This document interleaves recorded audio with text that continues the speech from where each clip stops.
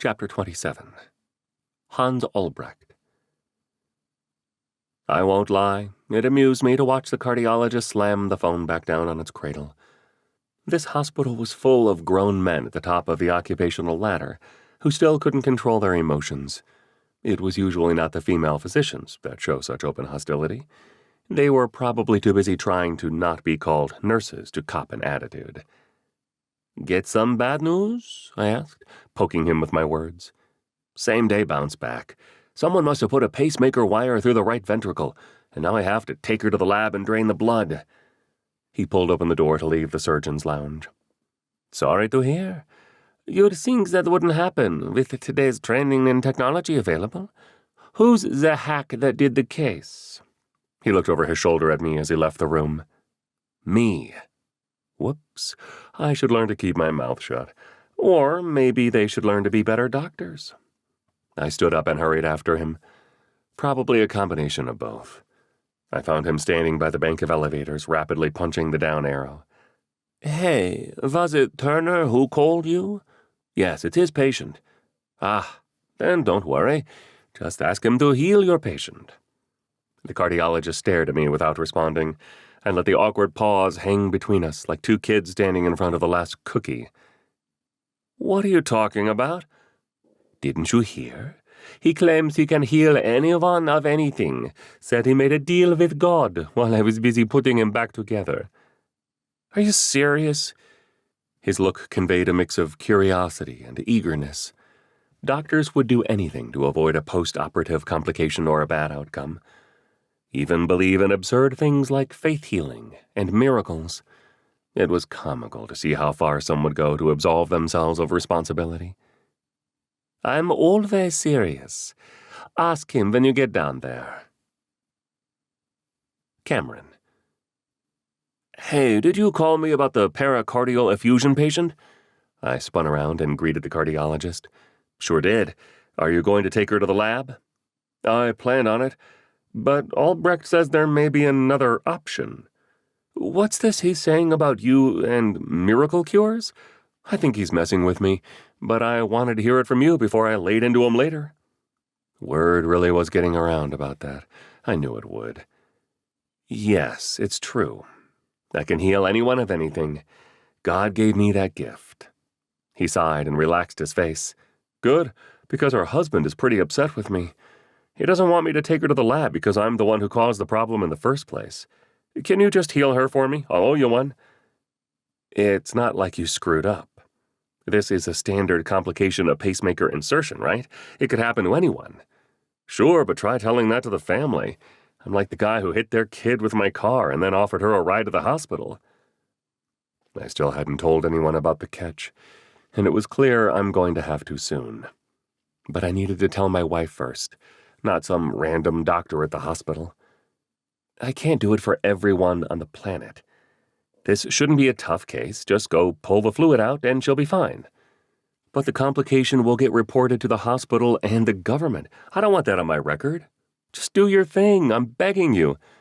The grooves on his forehead returned, as if my answer struck him between the eyes like a meteorite, and the resulting tsunami rippled across his head. I'd known him for almost 5 years, and never disagreed with him before. I wouldn't call him a friend, but we were certainly friendly. I hoped that wasn't about to change. "Sorry, I can't do this one.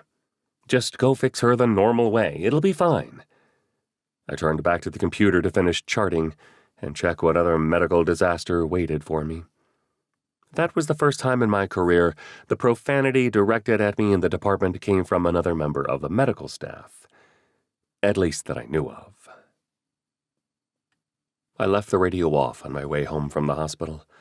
Sometimes I wanted to jam out to classic rock as I processed the cases I saw on the shift. If it was a rough shift with a tragic case, I might listen to Christian music and pray for the patient and family. If I screwed up, I'd give myself the silent treatment and ruminate over my shortcomings while I pondered what I could have done differently. Today was a silent treatment day. It's not fair. I should be on cloud 9. I had a miraculous save of a dying mother, saw my own mother in a way I hadn't in years, and even helped my dad. But it was the case I didn't intervene in that ate at me. I mean, I intervened. I rendered excellent medical care and consulted the specialist expeditiously. I was sure she went to the procedure room where the cardiologist fixed the problem. One shift led to 2 uses of the gift, and losing 2 months of my life expectancy.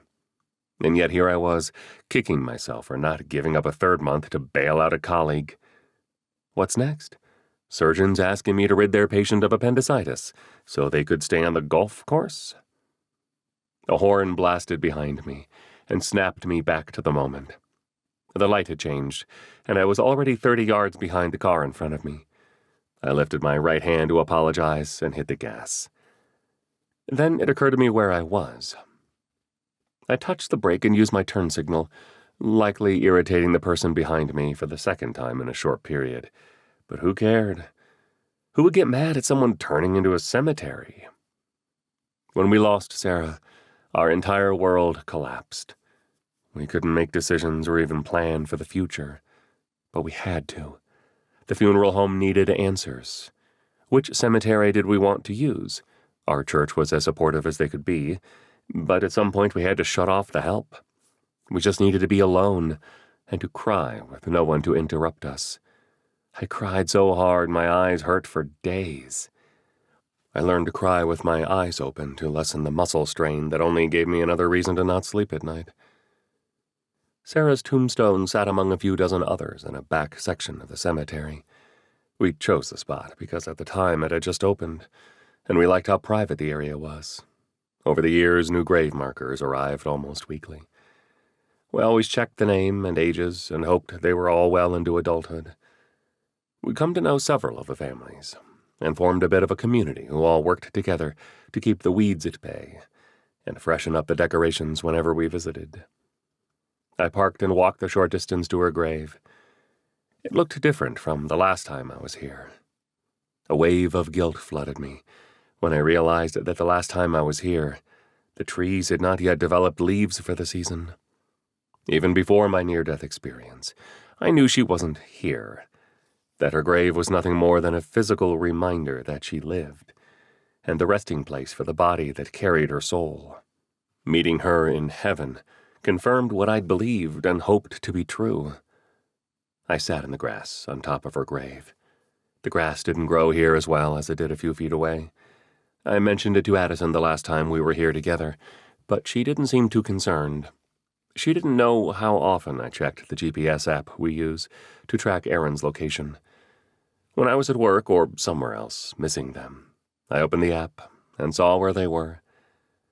I'd lost count of the number of times I saw her profile picture, hovering over this exact spot.